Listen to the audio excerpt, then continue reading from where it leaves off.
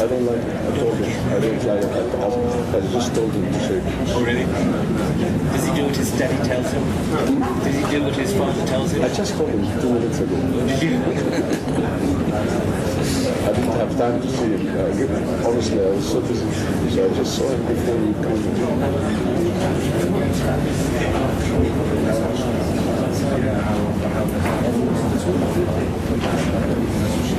Yeah. Your Excellencies, Mr. Peter Miller, British Ambassador to Georgia, Your Excellency, Dr. Are you on the mic? We cannot hear you. They hear. Make it louder, louder. Yes, we need it louder. أنا نص أطرش معلش. على كل حال أحط السماعات أحسن. حامل سماعات في معي.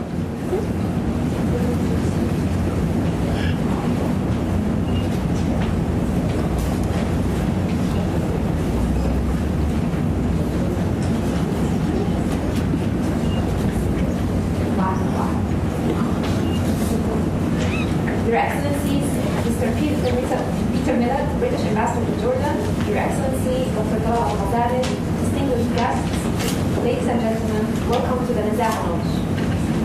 My name is Iman Al-Ata. I'm a Deputy Director at State Matters, implementer on the Nazaha project, which will be implemented in Jordan for the coming years in partnership with the Economic Policy Development Forum, under the patronage of His Excellency Dr. Talal Al-Ghazaleh.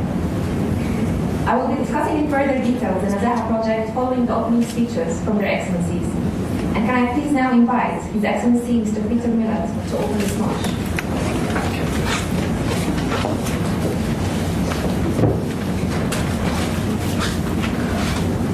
Your Excellency, my good friend Talal, Abu-Ghazaleh, Your Excellencies, ladies and gentlemen, I'm very pleased to be here today to open this new project. As all of you know, Nazaha means integrity. And integrity is one of those concepts which is so important in a modern democracy. Integrity, honesty, transparency. These are the crucial principles for the development of any country's political, economic, and social fabric. We all know that the world now is a much more open place. Information is widely shared. Voters know what their governments are doing, or they need to know what their governments are doing. Consumers need to know what they're buying.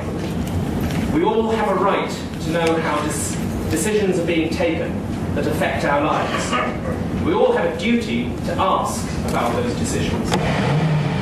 So access to information enables people in a democratic society to hold their politicians and their government to account, to identify where things have gone wrong, and to demand change. Let me give you an example from my country. About a month ago, the government produced a report on all the projects that it was running. Bridges, schools, construction, things like that. And it was an honest assessment of those that were going well and those that were going badly. And the government got a lot of criticism for the things that had not been achieved, but they got a lot of praise for being open about it. And it enabled civil society, the media, to actually focus in on failure and say, why is this project failing and what are you going to do about it? So it enables civil society to have access to the data that they need to pursue reform. Now, openness is also especially important when it comes to pursuing corruption. And corruption is a word we hear a lot in many parts of the world, including in the Middle East. We all know the damage caused by corruption in making the poor poorer. We need to give civil society the tools to increase awareness. And through this awareness, they can show that corruption is being tackled effectively.